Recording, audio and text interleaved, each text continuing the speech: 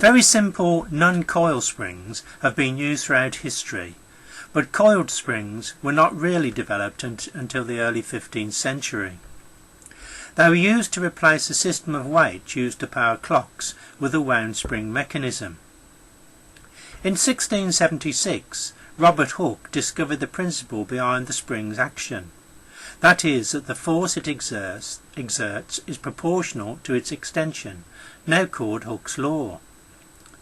Mass production techniques for making springs began in the 18th century during the Industrial Revolution, and springs today are used in a very large range of devices, but they are very rarely noticed unless they fail. The manufacture of springs in Redditch was built on the experience of steel wire handling from the needle and fishhook trade. A number of different manufacturers began, but the largest of these was Herbert Terry & Sons Limited. Herbert Terry started the company in 1855 and began by making artificial bait, but soon expanded into clips and metal fittings, followed by pressings and springs. Herbert Terry retired in 1902 and handed over his company to his sons, who continued the company's expansion. Additional premises were built and acquired, and by the 1920s the firm was known throughout the world. The Anglepoise lamp was designed by George Corwadine, an engineer who enjoyed developing different types of springs. He designed a new spring which could be moved easily in every direction, yet could also remain rigid when held in position. Patented in 1932, he found a use with a lamp which, supported and balanced by a sequence of springs, could be constantly repositioned to focus the light in specific directions. It was manufactured by Terriers of Redditch from 1934 until they ceased manufacturing Redditch in 2001.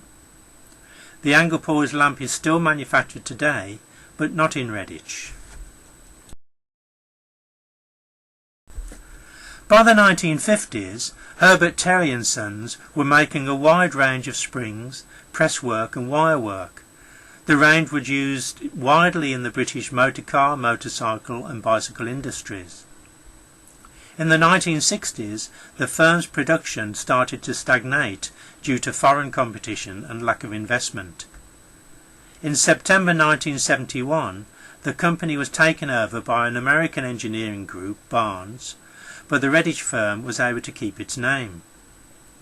The company continued under the day-to-day management of the Terry family until 1975, when their involvement ceased. In the same year, the rights to the well-known Anglepoise desk lamp were sold to the Terry family.